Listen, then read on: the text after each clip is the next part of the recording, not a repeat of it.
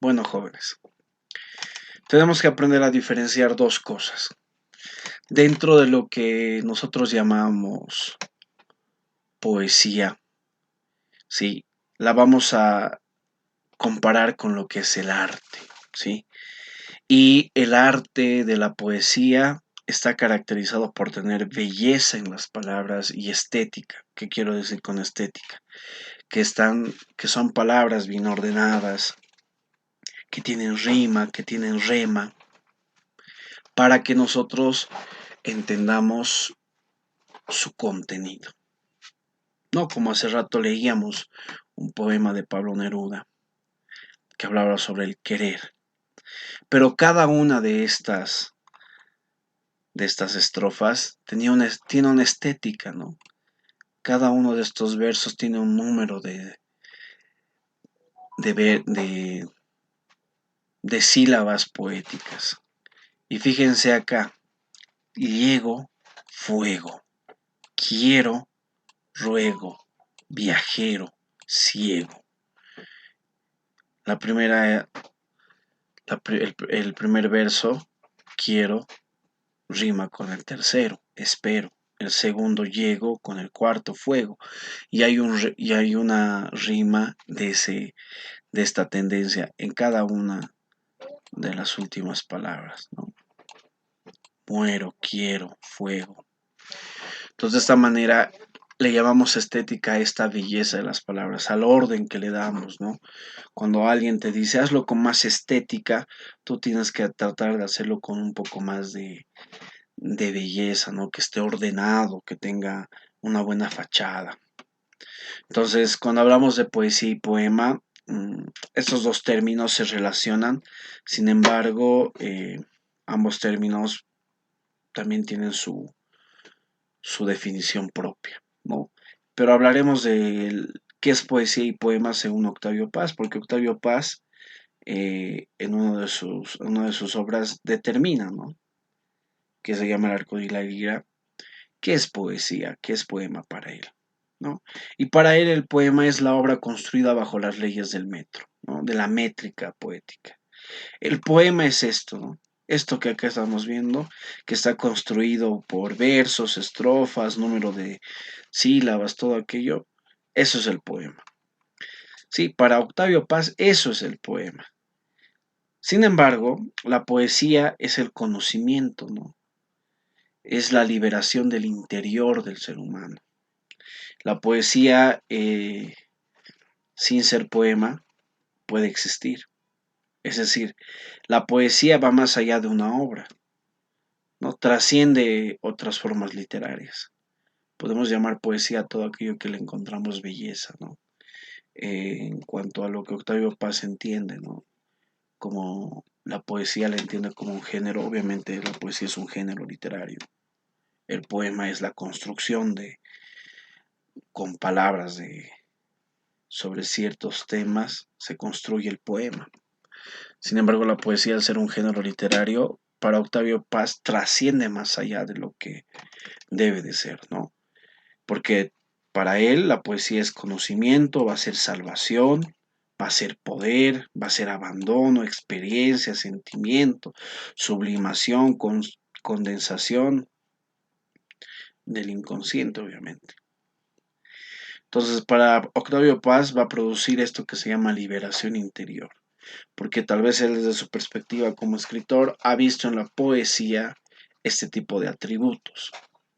Y evidentemente cuando uno escucha, lee poesía, tiene pues esa forma de, de que las palabras lleguen, ¿no? A un sentimiento muy profundo que le puede causar o bien un sentimiento de alegría, melancolía, tristeza, buenos recuerdos. Y la poesía está al servicio de todos los días, ¿no? La poesía se plasma, es el complemento, ¿no? Es la base de la música, por ejemplo. Cuando tú escuchas una canción que tiene un contenido muy bello, pues ha nacido con una poesía, ¿sí? Cuando tú puedas dedicar una canción a otra persona y realmente entiende el valor de cada una de esas palabras, pues es un verdadero poema, ¿no? Es una poesía muy profunda que trasciende más allá de las palabras. Sí, cuando tú puedas dedicar ese tipo de canciones, pues date cuenta, ese artista ha aprendido primero a escribir poemas y a hacer poesía de sus palabras. Y bueno, en ese sentido, pues muy pocos artistas hoy en día tienen esa capacidad de utilizar la belleza de las palabras en la letra de sus canciones, ¿no? Y hoy en día llamamos música a muchas cosas, ¿no? Pero mensa lo que debería de ser. La base de la música es la poesía, porque ahí tienen rimas, tienen remas, tienen construcción de palabras, tienen repeticiones, entonces uno que quiere aprender a cantar, a componer, tiene que aprender esto que vamos a ver más adelante. Entonces, en ese sentido, entendamos, ¿no? Que el poema es la composición poética, la forma, ¿no? Como en el vasito de arriba. La forma es el poema, ¿sí? Y es lo que yo construyo, ¿no? Este es el constructo de palabras. Sin embargo, la poesía es la expresión poética, ¿no? La sustancia, el contenido que tiene el poema. ¿De qué habla este poema? Este contenido, ¿cuál es su objetivo? Solamente hace falta recordar tal vez el poema de este señor, Franz Tamayo. Guarda la tierra larvas, el aire giros, pasan leves suspiros y sombras parvas, hacia el destino, canto el último guayno del cierzo andino. Cada una de estas palabras que tienen belleza, tienen estética, sí, tienen un fondo que habla sobre, como ya bien decíamos, la identidad cultural de los bolivianos, ¿no? Entonces, en ese sentido, vemos nosotros que poema es lo que yo construyo, ¿no? Lo que le tengo que dar su estética a la poesía, ¿no? Al poema lo tengo que aprender a construir con métrica. ¿Y qué es la métrica, no? Para que yo entienda un poquito mejor, en cada verso, no voy a ir siempre recurriendo a este pequeño ejemplo. En cada verso que yo construya, va a haber una métrica muy particular, ¿sí? Fíjense, en todo este verso yo puedo hacer conteo de letras, ¿no? De sílabas. Te, primera sílaba. Kie, segunda sílaba. Pro, tercera sílaba. Pero profesor, quiero tiene tres sílabas. Quiero. Sin embargo, en lo que es poesía, cuando hay la unión de dos vocales, sí, que no se caracterizan, digamos, por tener diferencia de vocal fuerte y abierta, ¿no? Abierta y cerrada, se van a unir estas dos vocales y van a formar un solo golpe de voz. Te quiero, no, solo porque a ti te quiero. Entonces, de esta manera voy a ir contando, ¿no? Las sílabas de cada verso. Esa métrica van a caracterizar al poema. Entonces, dentro de la poesía, ¿sí? Cualquier texto poético, el efecto, la sensación que refiere a Octavio Paz va a ser parte de aquello, ¿no? Y esta estética se va a caracterizar en el poema con la construcción de versos a través de sílabas poéticas. Ahora, la composición poética consta de varios elementos, ¿no? Entre ellos va a estar, por ejemplo, el yo poético, el tema del que se va a hablar, la métrica que se va a utilizar, la rima y el verso. Son elementos básicos dentro de la poesía que yo tengo que aprender a utilizarlos y a definirlos bien.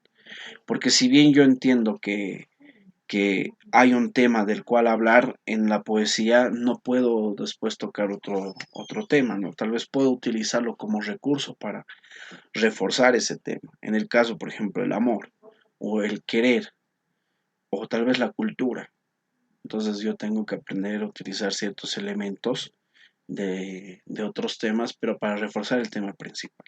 Ahora, definamos qué es el yo poético, ¿sí?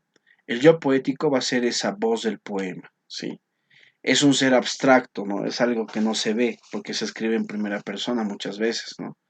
El yo poético puede ser hombre o mujer, depende a quién lo lea, o depende de quién lo haya escrito. Y ahí se ve en el poema si este yo poético, esta persona abstracta, ¿no? Que si uno se imagina que lo dice, y a veces yo agarro y digo, este poema te lo dedico, es como si yo lo hubiera dicho, entonces ese yo poético se transforma en hombre. Pero si fuese una mujer la que utiliza ese poema, también se puede transformar en un yo poético como mujer. Y en este yo poético yo voy a determinar si este sujeto sufre, es feliz, ¿no? Está melancólico, está agradecido. Entonces, el yo poético, para entenderlo, ya, no lo debemos de confundir con el escritor. Porque mira, en este poema, Dolora, Félix Reyes Ortiz, él es el escritor, pero el yo poético hay que aprender a determinarlo, ¿no? Puede ser hombre o mujer, dependerá mucho. ¿Sí? Cuando sucumba, paloma mía, sobre mi tumba no has de llorar, porque tu llanto lleno de encanto hace a los muertos resucitar. Entonces ahí tendré que determinar si el yo poético es hombre o mujer. Sí, generalmente cuando paloma mía, ¿a quiénes se les dice palomas, no? A las mujeres generalmente. Entonces puede ser que el yo poético acá en este caso de Félix Reyes Ortiz sea un yo poético hombre, ¿no? Este ser abstracto, el cual se supone que dice el poema a través de nuestras palabras, se convierte en el yo poético. ¿Ya? Entonces, eso hay que aprender a determinarlo. Segundo elemento es el tema utópico. El tema, ¿no? Es aquello de lo que trata el poema. ¿Sí? Eh, muchas veces en la poesía es muy tradicional que se toquen temas o tópicos muy generalizados, ¿no? Y no se puede dejar de seguir hablando de estos temas, por ejemplo, la vida, el tiempo, la muerte, el amor. Muchas personas van a escribir sobre los mismos temas. ¿Por qué? Porque son temas que muchas veces se viven de manera subjetiva y distinta, ¿no? Para mí la vida puede ser tal vez tener mi rancho, mis animalitos, trabajar, mi casa, mi familia, ¿no? Y, y seguir compartiendo mis experiencias, pero para otra persona la vida puede ser muy diferente. La vida puede ser una montaña rusa de emociones y sensaciones. Entonces habrá una perspectiva diferente de cada tema. Por eso es que estos son temas recurrentes que el poeta va a utilizar. Inclusive hasta ustedes van a querer muchos, tal vez construir un poema sobre el amor o la muerte, o tal vez el enamorarse, ¿no? Porque cada uno lo vive y lo siente de diferente forma y quiere transmitirlo, ¿no? Y habrá alguien que diga, bueno, sí, yo me identifico con las palabras de esta persona, tienes razón, yo así también me siento, ¿no? Entonces, de esa manera el tema va a tener variaciones, pero hay temas generalizados, ¿no? Cada poema siempre, en muchos de los casos, va a hablar de estos temas. A ver, veamos un pequeño fragmento, dice, ¿no? La dolora. En este poema que acabamos de leer, ¿no? De la dolora, el tema es la melancolía, por ejemplo, frente a la muerte. ¿Sí? Y el yo poético, por ejemplo, es un sujeto subficticio que clama a su amada, ¿no? Entonces ya nos damos cuenta que el yo poético es un hombre, que no sufra cuando él muera. Y fíjense qué interesante. Habla de la melancolía de la muerte. Cuando sucumba, paloma mía, sucumbir, ¿no? Sobre mi tumba no has de llorar, porque tu llanto lleno de encanto hace a los muertos resucitar, ¿no? Entonces este es un poema que evidentemente un hombre le dedica a su amada, ¿no? Y le advierte que no llore y no se sienta triste después de que él muera porque inclusive puede, no, resaltando algunos atributos, ¿no? de, su, de esa persona sobre que él puede llegar a resucitar, ¿no? Por eso por el llanto de ella, ¿no? Que también le da un atributo de vida, por así decirlo. Entonces, en ese sentido, por ejemplo, acá en este poema podemos detectar este tipo de situaciones, ¿no? El yo poético muy evidente, ya lo decía. ¿Por qué? Porque aquí habla, ¿no? Paloma mía. Y se delata todavía que el yo poético, ¿sí? Porque tu llanto lleno de encanto hace a los muertos resucitar, ¿no? Cuando sucumba, paloma mía, sobre mi tumba no has de llorar, ¿no? Y aquí lo aclara. Ahora, otro elemento para que tengamos en cuenta va a ser el verso, ¿sí? El verso es otro de los elementos de la poesía, ¿no? El verso van a ser estos grupos de palabras, ¿no? Uno, dos, tres, cuatro versos que van a conformar una estrofa, ¿sí? Entonces, los versos se van a caracterizar porque solamente se van a escribir en una línea y van a tener una sonoridad específica, ¿no? Van a tener una rima particular que se va a combinar con el siguiente verso. Entonces, en este poema de la Dorora se observa 8 versos, por ejemplo. Uno, 2, 3, 4, 5, 6, 7, 8. Y podríamos ver que más adelante, ¿no?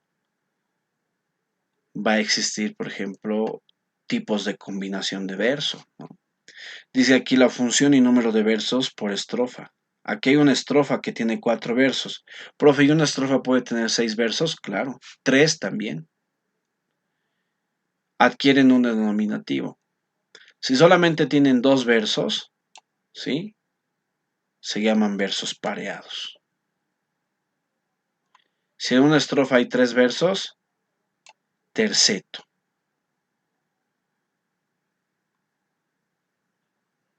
4 versos, cuarteto. Redondilla, 4 versos. Pero a una diferencia, ¿no? Por ejemplo, acá nos dice que el cuarteto tiene que ser en decasílabo. Sí, sí. ¿A qué hago referencia? A que tiene que tener 10 sílabas poéticas y se vuelven en decasílabo. Hay también un verso hay un verso que se llama redondilla. ¿Por qué? Tiene 4 versos, la estrofa tiene 4 versos, pero son octasílabos, o sea, solamente van a ser versos mayores, ¿no? 8. Tienen que contar cuan 1, do 2, su 3, cum 4, va 5. Así separo las sílabas de un verso y me doy cuenta que aquí tiene 5. Si tuviera 3 más y el resto de los versos también tuvieran 8, 8, 8, 8 sílabas, se volvería en una redondilla. Sí, Cervantesio, ¿no? Igual son 4 versos, pero aquí en decasílabos.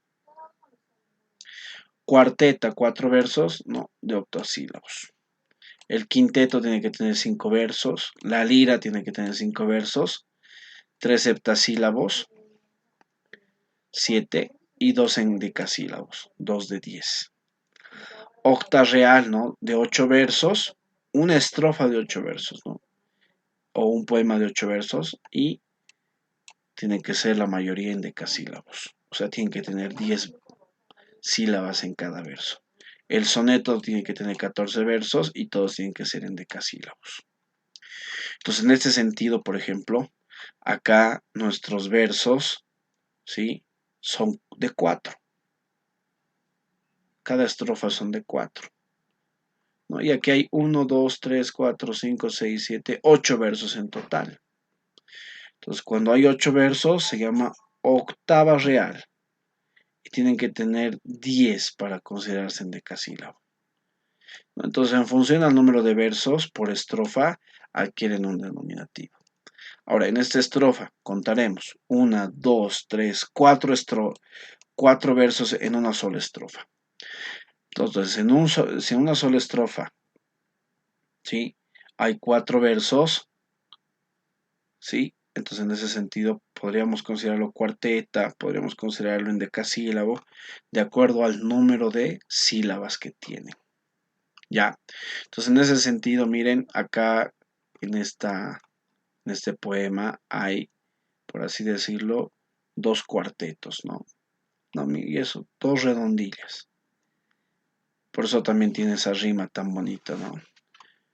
Cuando sucumba, paloma mía, sobre mi tumba no has de llorar, porque tu llanto lleno de encanto hace a los muertos resucitar. Interesante, ¿no?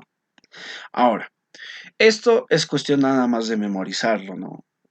Tú siempre tienes que tener este pequeño tipo de ayudas memoria para que te des cuenta de qué tipo de verso es el que estás utilizando. Vuelvo a repetir, en una estrofa el número de versos se va a denominar de acuerdo a lo que hay en la estrofa. Si son dos versos, pareados. Si son tres, tercetos, ¿no? Y ahí van a diferenciarse uno, dos, tres, cuatro tipos de estrofas con cuatro versos de acuerdo al número de sílabas. En decasílabos 10, octosílabos 8, en decasílabos 10, octosílabos 8, ¿ya? Quinteto 5 versos. Y en nuestro caso, pues yo consideraría que estos por lo menos estarían llegando a la categoría de redondilla. Todavía tienen menos, ¿no? Son versos menores. Hay versos mayores que son arriba de 7 y versos menores debajo de 7 sílabas poéticas. Aprendamos a diferenciar entre lo que es una sílaba poética y lo que es una sílaba normal. Una palabra está dividida por sílabas, ¿no? Amor, amor, dos sílabas. En las sílabas poéticas también va a ser lo mismo, sin embargo, van a haber ciertas pequeñas normas métricas que van a unir, ¿no? Si hay una H intermedia y dos vocales chocan, entonces se considera solamente una sílaba. ¿Por qué? ¿Qué es lo que cuenta la sílaba poética? Cuenta el número de golpes de voz, porque la poesía se va a transmitir a través de la voz. Ahora, a esto le llamamos verso. ¿Y qué es la métrica, pues, jóvenes? Es la sonoridad del poema, ¿no? La forma en la que suena, ¿sí? Las rimas que tiene. Muchas veces se ve a través de las rimas la métrica, ¿no? El análisis de la métrica es necesario saber que los versos se dividen, aquí está lo que les hablaba hace rato, de acuerdo al número de sílabas. Un verso se va a dividir de acuerdo a su número de sílabas. El tipo de rima que tiene, el tipo de licencias poéticas que utiliza. Según la suma de sílabas, en cada verso podemos clasificar los poemas en arte menor y arte mayor. Ahí está lo que les hablaba, ¿no? Versos de arte mayor y versos de arte menor. Ahora, ¿cuáles son los de arte menor? Sí, los que tienen 2, 3, 4, 5, 6, 7, 8 sílabas. Y los versos de arte mayor son los que tienen 9, 10, 11, 12, 13, 14 sílabas. Vamos a este tipo de poemas, ¿no? Diferenciaremos entre un verso de arte mayor y un verso de arte menor. Aquí vamos a rayar, ¿listo? Guarda la tierra larvas. ¿Cuántas rayitas tenemos? ¿Alguien que quiera responder? ¿Cuántas sílabas tenemos en este verso? ¿Alguien participa? 7, profe. Muy bien, 7. Contaremos el siguiente. Y él, aquí hay una licencia. Hay, re, gi, ros. ¿Cuántos hay ahí? 6, profe. 6. Continuaremos con el siguiente. Pa, san, le, pes, suspiros. ¿Acá cuántos hay? 7. 7. Muy bien. Y esto que estoy haciendo, ustedes también lo van a hacer más adelante. Y sombras, parvas. ¿Ahí cuántos hay? 5, profe. 5. Ya vamos a acabar. Así, cuando hay tilde, es una sílaba solita. Ya, eso no se van a olvidar. Solita es la sílaba, porque tiene tilde. Eso quiere decir que hay golpe de voz independiente. Así, al, destino. ¿Ahí cuántas hay?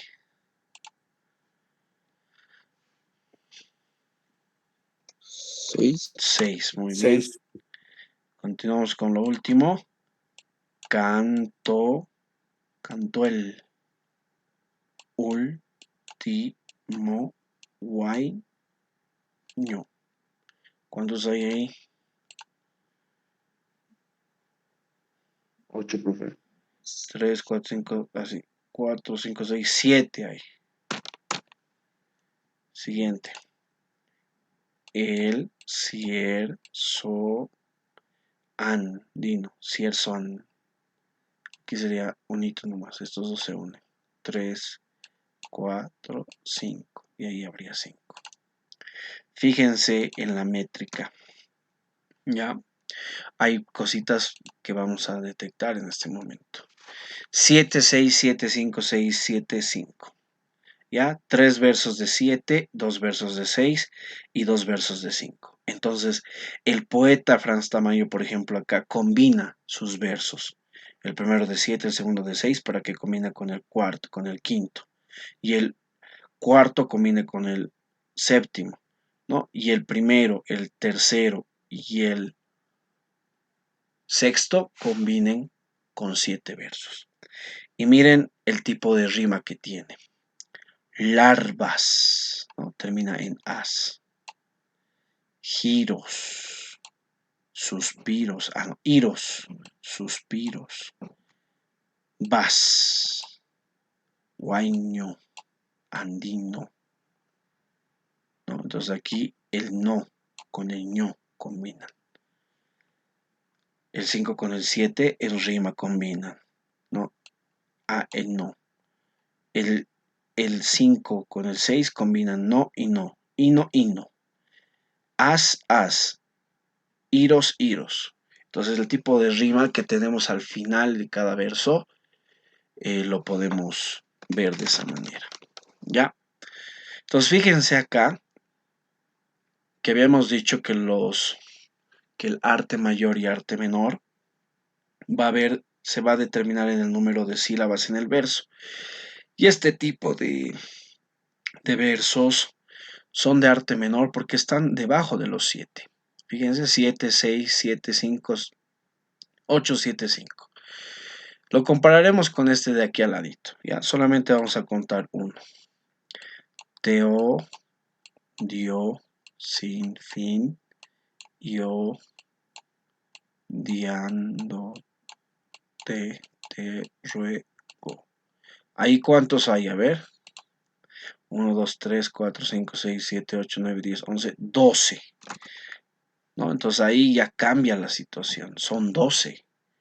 Ya no son 7. Y este poema sería de arte mayor, ¿no? Entonces de esa manera vamos a definirlos y vamos a ver la diferencia entre un poema y el otro. Volviendo entonces a lo que es la métrica, hay que recordar que si un verso, ¿sí?, tiene 2 sílabas, se le considera bisílabo, ¿no? Esta es la palabra técnica. Si son 3, trisílabo, tetrasílabo, pentasílabo, hexasílabo, heptasílabo, 7, octosílabo, 8, eneasílabo 9, decasílabo 10, endecasílabo 11, dodecasílabo 12, tridecasílabo 13, alejandrino se le dice al de 14. Y por ejemplo acá teníamos, ¿no? Paloma mía. 1, 2, 3, 4, 5. Entonces era un pentasílabo, ¿no? En esta pequeña poesía. Ahora, resucitar. 1, 2, 3, 4. Entonces, fíjense, vamos a dividirlos en arte mayor, menor y arte mayor. ¿Sí? Recuerden, del 2 al 8, arte menor. Y del 9 al 14, arte mayor. Y la palabra clave del día, los versos de 14 sílabas se llaman alejandrinos, ¿no? O alejandrino. Ahora veamos la rima, que es otro componente de la poesía, ¿no? Ya habíamos dicho que hay la composición poética, tiene el yo poético, ya sabemos qué es, el tema, la métrica, la rima y el verso. Vamos entonces con la rima.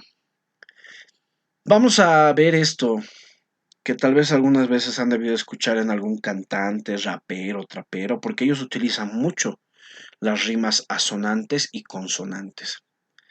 No sé si a ustedes les gusta Calle 13 y las famosas tiraderas, ¿no?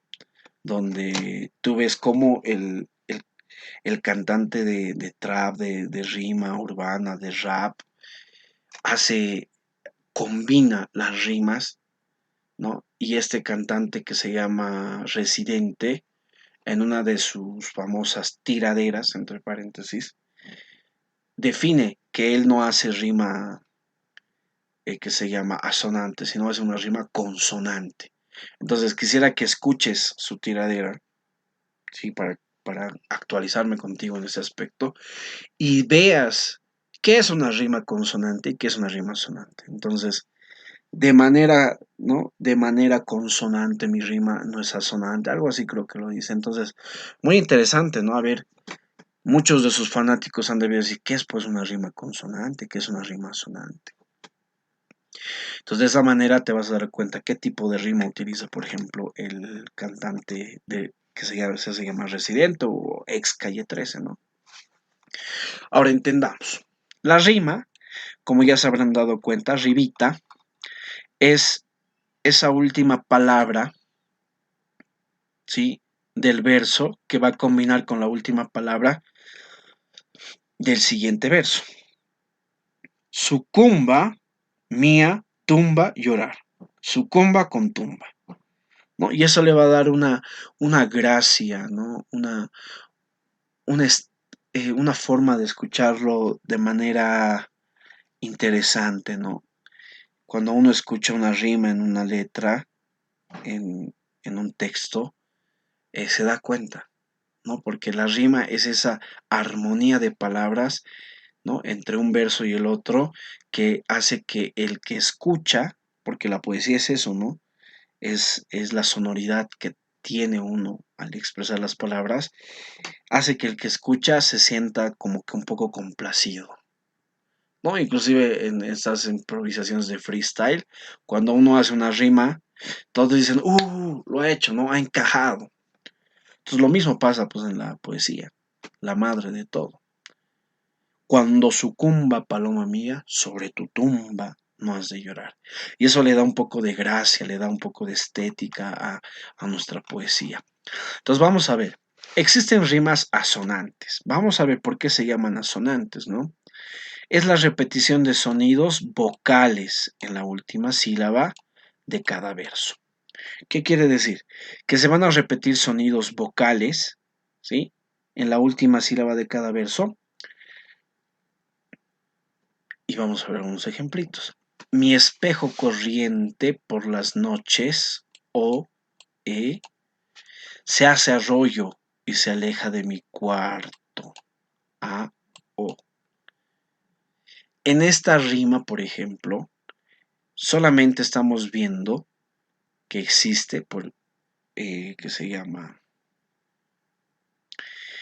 una rima en las vocales. ¿Sí? Las vocales son las que van a rimar y no así las palabras completas o las sílabas.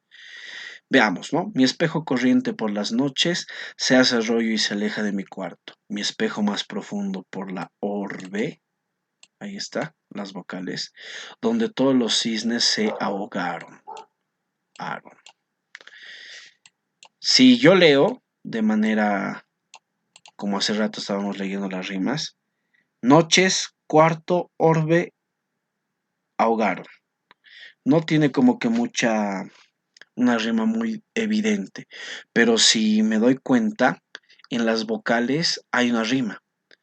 OE, noches con orbe. Cuarto, AO con ahogaron.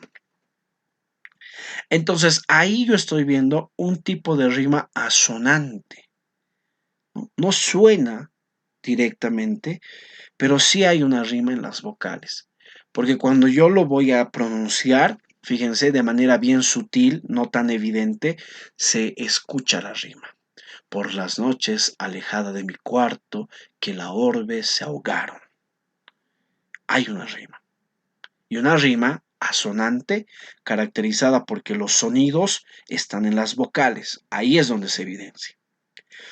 A diferencia de la rima consonante. Su nombre lo dice, ¿no? Las consonantes. Es la repetición de sonidos vocales y consonantes, ¿no? Aquí hay una combinación de la sílaba completa en la última sílaba de cada verso. Y fíjense lo que hace rato estábamos viendo. Si te postras 10 veces, te levantas. Otras 10, otras 100, otras 500. No han de ser tus caídas tan violentas, ni tampoco por ley han de ser tantas. Levantas, tantas, 500 violentas. Ahí ya se nota una rima un poco más directa. Y a eso le llamamos consonante, porque ya no solamente resalta la vocal, sino que también la consonante, que sería, ¿no? Las vocales son A, E, I, O, U, y el resto de palabras todas se llaman consonantes. Entonces las consonantes se combinan con las vocales y hacen una rima, ¿sí? Hice un verso sin esfuerzo, erso, erso, ambos terminan en erso.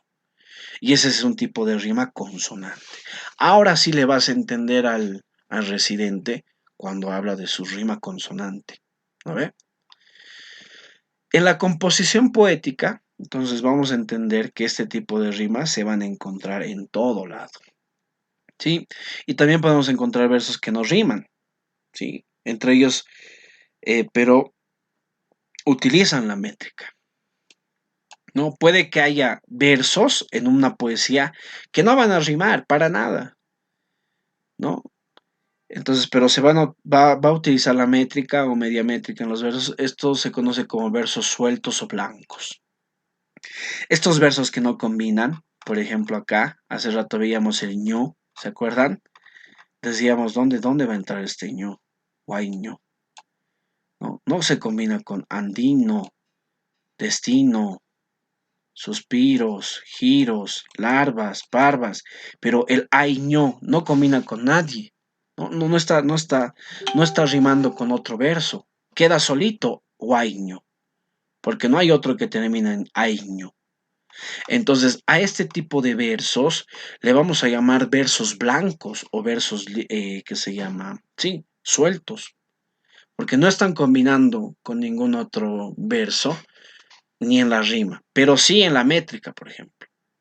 ¿Sí? Y el siguiente fragmento, ¿no? Del Chapaco alzado de Óscar Alfaro se detecta, por ejemplo, el verso blanco. Yo soy como un árbol pegado a la tierra y nadie, ¿no? Me arranca el pago en que vivo. Tengo un poncho verde lo mismo que el campo y llevo una faja plateada de río. Aquí, si hacemos el conteo de sílabas, toditas tienen 12. Ahí está, 12 sílabas, 12 sílabas, 12 sílabas. Pero, si vemos y tratamos de detectar la rima, entonces vamos, tierra, vivo, fíjense, campo, perdón, campo, río. A ver, rima asonante. E, ra, y erra, io, a, io, o, io. Aquí tal vez hay un poco de rima. Vivo, río. Campo, o, a. En estos dos versos no hay rima, tierra y campo. Pero en vivo y río sí hay rima. ¿Se dan cuenta? Y es una rima asonante. Pago en que vivo, plateada del río. Pegado a la tierra que el campo, ¿no? Ni aquí en tierra y en campo no habría una combinación de rima, ni asonante ni consonante. Entonces, en este poema se ve que hay versos blancos, ¿no? O sueltos, que no tienen rima con otro. Pero si lo leemos de manera completa, hay una belleza en esta pequeña estrofa. Con tan solo que haya una rima, ¿sí? la estrofa ya adquiere ese grado de poesía, ¿no? De este arte, de combinar las palabras y darles rima y todo aquello. Yo soy como el árbol pegado a la tierra y nadie me arrastra del pago en el que vivo. Tengo un poncho verde lo mismo que el campo y llevo una faja plateada de río. ¡Wow! ¿No? Como los cristaleros. Ha habido una rima asonante, pero lo bonito ha sido que ha sido bien sutil. ¿Ya? Habrá quien me diga, no, profe, no es riman, vivo río, o sea, están aparte, pero ha tratado, digamos, de darle ese sentido. Sí, se podría decir que los cuatro versos son blancos, pero por lo menos ya nos estamos dando cuenta que el verso blanco es el que no tiene rima. ¿Ya? Entonces aquí dice, ¿no? Para que analicemos un poquito, ¿no? La rima es libre, el poema puede seguir una métrica, en el caso del poema la métrica puede ser libre, ¿no? Ahora, hay ciertas licencias poéticas que por favor quisiera que las lean. Ya pueden retirarse si gustan, yo voy a continuar con esto para que esté en la grabación y se los voy a compartir, ¿ya? Yo sé que tienen clases, ya las dicen punto, se pueden retirar, no hay ningún problema. Pero yo voy a continuar explicando. Ya, las licencias poéticas, por ejemplo, en el poema, van a existir con un solo objetivo, ¿no? De que en la métrica van a coincidir las sílabas gramaticales, ¿no? Al contar las sílabas un verso hace que el uso de las licencias poéticas sean parte del conteo de sílabas. Esto que estamos viendo acá. Y, llevo, na, faja, plateada de río. Este conteo de sílabas para, para aquellos que tal vez decían, profe, pero ¿por qué se une una vocal con la otra? Sí, debería de separarse. Es que a eso le llamamos conteo de sílabas y existen ciertas licencias poéticas. Por ejemplo, la sinalefa. La sinalefa es la unión de dos o tres vocales juntas, ¿no? Es un recurso que me va a permitir a mí unir, ¿sí?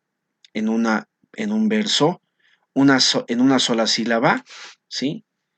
De una palabra que acaba en vocal y la primera sílaba de la siguiente, si está, también empieza con vocal. Vamos a ver. Hacia un lado, al otro, Europa. Hacia termina en A, hay un conector que es la A y continuamos con con una palabra que es el artículo.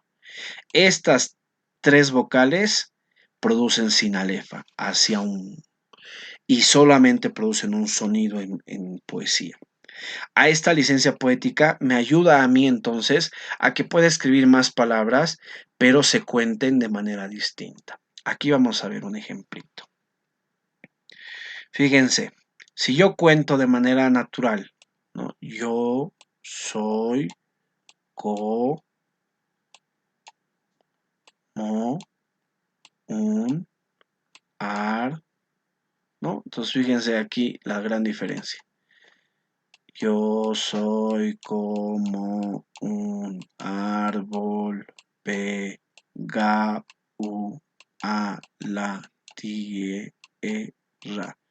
Si contara de esa manera los versos, las sílabas de un verso, serían varias sílabas, ¿no? A ver, contando ahí de manera tradicional, sería 1, 2, 3, 4, 5, 6, 7, 8, 9, 10, 11, 12, 13, 14, 15.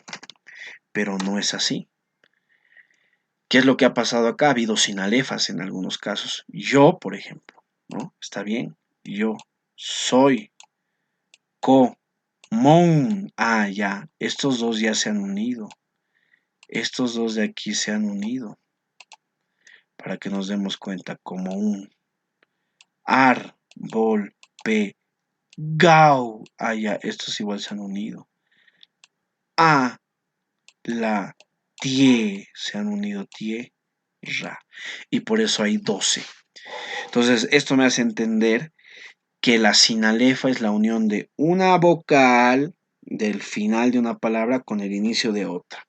y me va a dar facilidad de escribir más palabras para encontrar mi rima o para darle contexto, ¿sí? Entonces, esta es una licencia poética. La otra licencia poética se llama diéresis. ¿Sí? ¿Y en qué consiste la diéresis? ¿No? Consiste en deshacer un diptongo para convertirlo en dos sílabas métricas. Por ejemplo, negras vio a las blancos al Elies, ¿no? Hay un diptongo I y E, se deshace, ¿sí? El diptongo y eso le llamamos diéresis. ¿Ya? Los diptongos en lengua castellana son bastante conocidos y el diptongo tendría que ir unido, ¿no? Uno con el otro. Pero vamos a deshacer el diptongo Elies al Elies, ajá,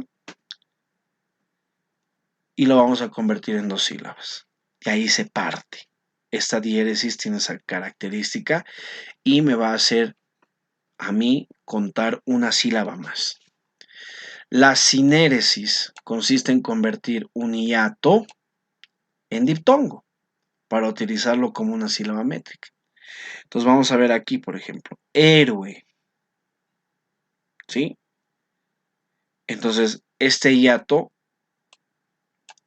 o e lo convierto en diptongo y lo uno.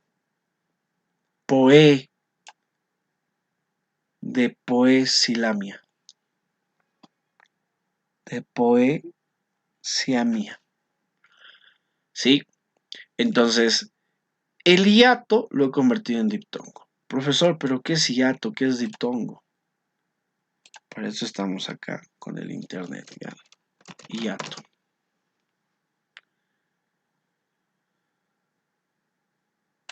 Hiato y diptongo. Esto es para que recordemos nada más. ¿Hay una diferencia entre diptongo y hiato? Sí. ¿Cuál es la diferencia entre diptongo y hiato? Lo vamos a ver en este momento.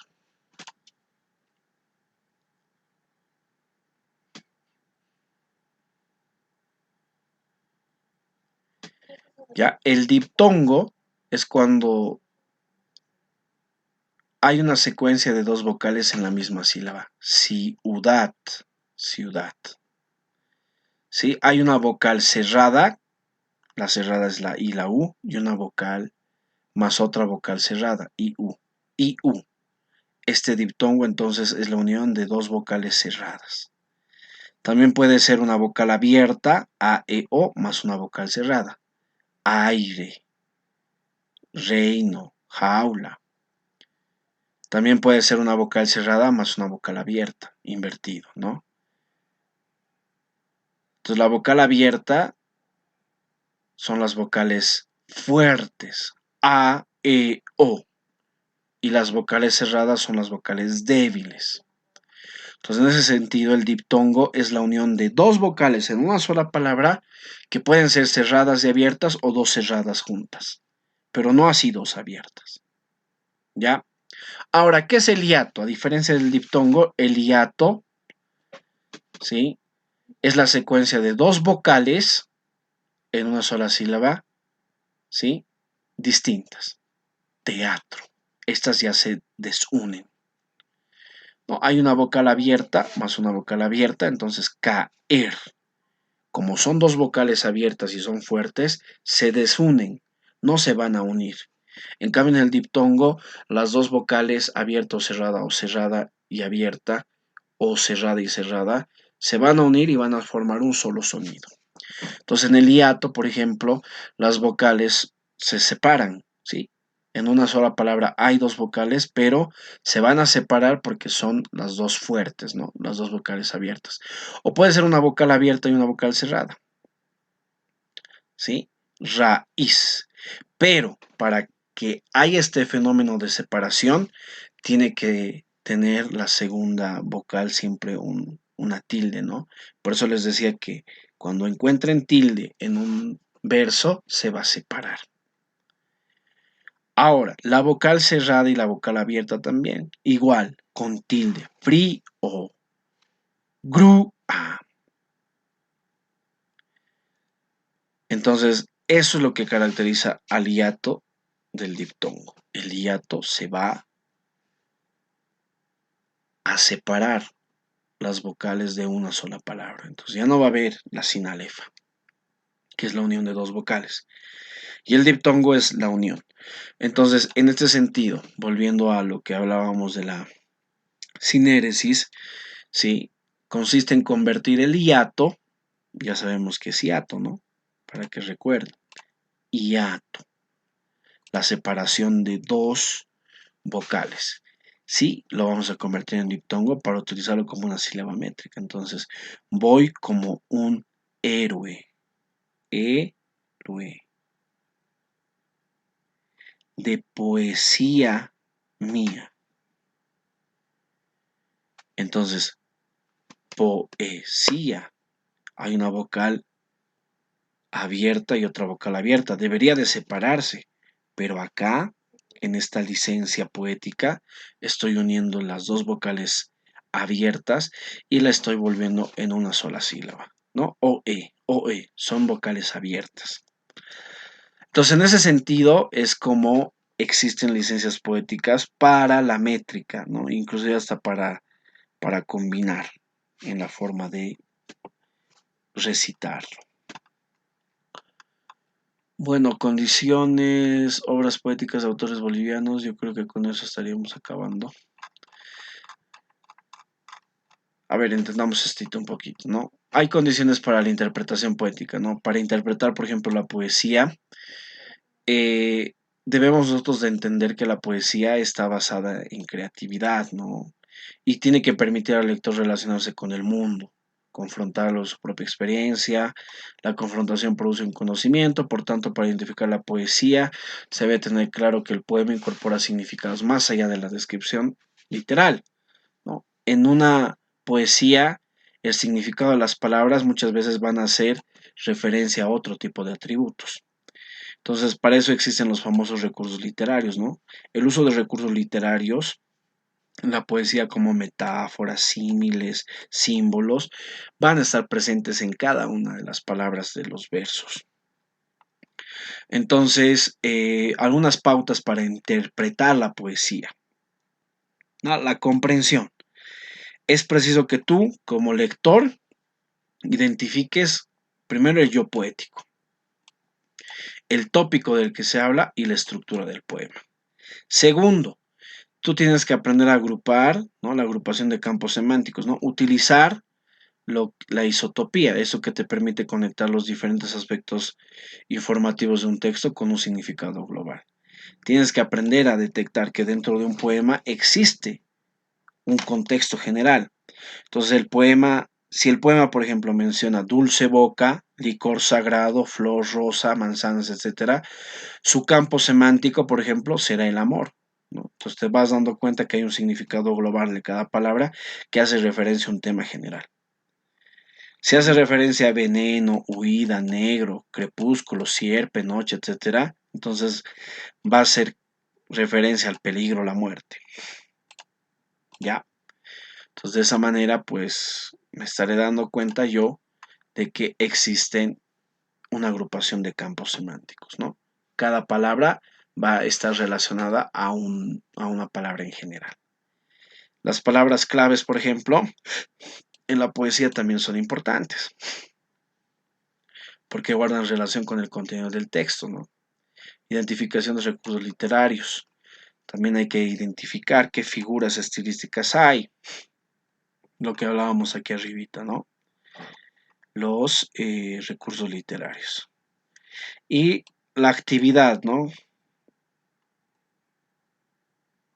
Bueno,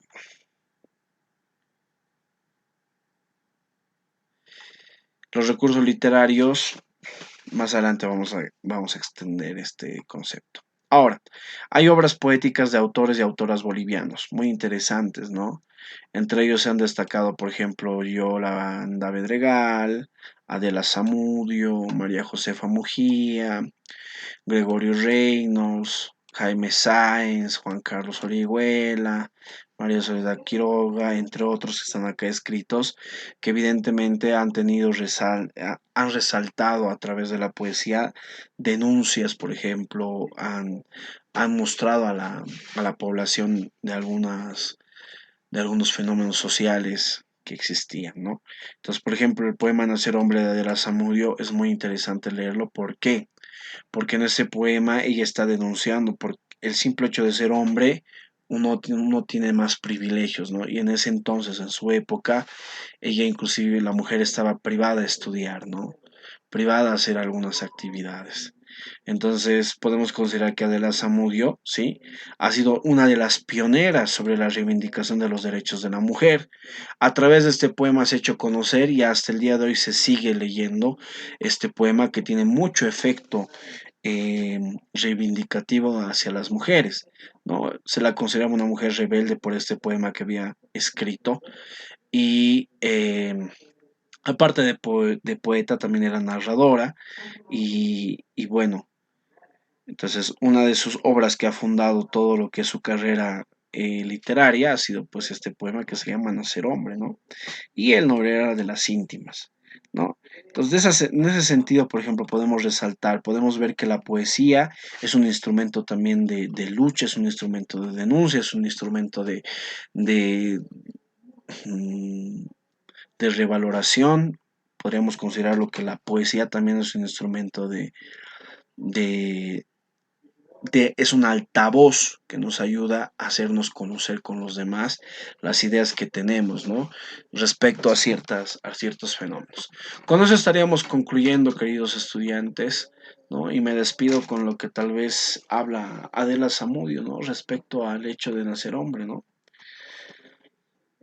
Dice, una mujer superior en elecciones no vota, y vota el pillo peor, ¿no? Permitidme que me asombre. Con solo saber firmar puede votar un idiota porque es hombre. Entonces, en ese sentido, para ese entonces había una denuncia muy fuerte hacia las autoridades de gobierno de por qué la mujer no podía votar en elecciones, ¿no? No podía ser parte de la elección democrática. Bueno, con eso estaríamos concluyendo y espero que la poesía en ustedes caiga, ¿no? Y les sea como un instrumento para poder ustedes expresar sus sentimientos o hacer alguna denuncia, tal vez como de la Samudio, y empezar a escribir, ¿no? Empezar a escribir, a buscar palabras que a ustedes les agrade, a buscar un campo semántico respecto a ciertas palabras que hablan sobre un tema para poderlo reflejar en su producción literaria. Que les vaya muy bien, hasta una próxima ocasión.